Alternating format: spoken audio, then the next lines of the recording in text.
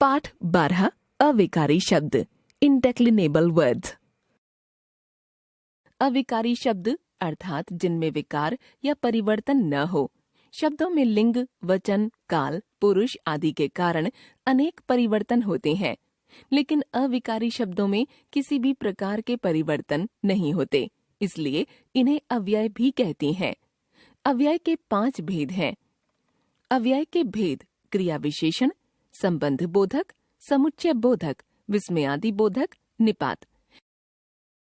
क्रिया विशेषण एडवर्ब। वृद्ध धीरे धीरे चल रहे थे, तभी उनका पैर फिसला और वे नीचे गिर गए। रोहन उनकी मदद के लिए तेज दौड़ता हुआ आया। लोग उन्हें चुपचाप देखने लगे। वृद्ध बहुत रोए। बच्चों ध्यान दें कि ये रंगीन पद धीरे धीरे, तभी, नीचे, तेज, चुपचाप बहुत शब्द क्रिया की विशेषता बता रहे हैं। वृद्ध कैसे चल रहे थे? धीरे धीरे। पैर कब फिसला? तभी। वृद्ध कहाँ गिरे? नीचे। रोहन कैसे दौड़ रहा था? तेज। लोग कैसे देखने लगे? चुपचाप। वृद्ध कितना रोए? बहुत। जो अविकारी शब्द क्रिया की विशेषता बताते हैं वे क्रिया विशेषण कहलाते हैं। क्रिया विशेषण के भेद कालवाचक, स्थानवाचक, परिमाणवाचक, रीतिवाचक। कालवाचक क्रिया विशेषण। जिस क्रिया विशेषण शब्द से क्रिया के होने के समय का पता चले उसे कालवाचक क्रिया विशेषण कहते हैं। इससे पता चलता है कि क्रिया कब हुई। जैसे तुम दिन भर सोते रहते हो। कब सोते रहते हो? दिन भर। तुम सुबह सुबह सैर कर रहे हो। कब सैर कर रहे हो? सुबह सुबह। मुझे बार बार उनकी याद आ रही है। कब याद आ रही है?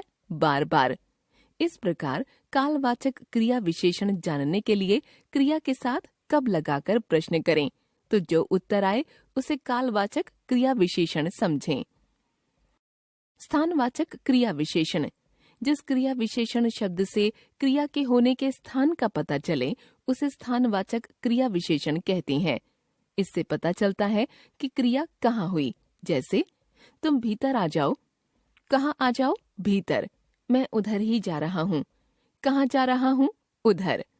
ऊपर शोर हो रहा है। कहाँ शोर हो रहा है? ऊपर।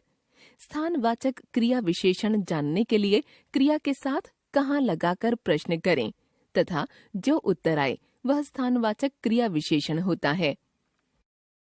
परिमाणवाचक क्रिया विशेषण। जिस क्रिया विशेषण शब्द से क्रिया की मात्रा के बारे में पता चले उसे परिमाणवाचक क्रिया विशेषण कहते हैं। जैसे वह उतना ही खाता है जितना हजम हो जाए। कितना खाता है? उतना। वह कम ही पढ़ता है। कितना पढ़ता है? कम। वह थोड़ा थोड़ा खाने लगी। कितना खाने लगी? थोड़ा थोड़ा। इस क्रिया विशेषण को जानने के लिए क्रिया के साथ कितना लगाकर प्रश्न करें तथा जो उत्तर आए वह परिमाणवाचक क्रिया विशेषण है। रीतिवाचक क्रिया विशेषण। जिस क्रिया विशेषण शब्द से क्रिया के होने की विधि का पता चले उसे रीतिवाचक क्रिया विशेषण कहते हैं। जैसे सोहन ध्यान पूर्वक पढ़ रहा है। कैसे पढ़ रहा है? ध्यान पूर्वक। वह धीरे धीरे चलता है। कैसे चलता है? धीरे धीरे। वह चौंक कर उठ बैठी। कैसे उठ बैठी? चौंक कर। इस क्रिया विशेषण को जानने के लिए क्रिया के साथ कैसे लगाकर प्रश्न करें तथा जो उत्तर आए उसे रीतिवाचक क्रिया विशेषण समझें। विशेषण और क्रिया विशेषण में अंतर। जो शब्द संज्ञा या सर्वनाम की विशेषता बताएं वे विशेषण तथा जो क्रिया की विशेषता बताएं वे क्रिया विशेषण कहलाते हैं। एक बात ध्यान देने की है कि वाक्य में कोई पद विशेषण है पर वही विशेषण पद किसी अन्य वाक्य में क्रिया विशेषण की भूमिका में भी हो सकता है। जैसे मीठे आम ले लीजिए साहब। विशेषण। तुम बहुत मीठा बोलते हो। क्रिया विशेषण। पहले वाक्य में मीठे शब्द आम संज्ञा की विशेषता बता रहा है, इसलिए यह विशेषण है। दूसरे वाक्य में मीठा शब्द बोलना क्रिया की विशेषता बता रहा है, इसलिए यह क्रिया विशेषण है।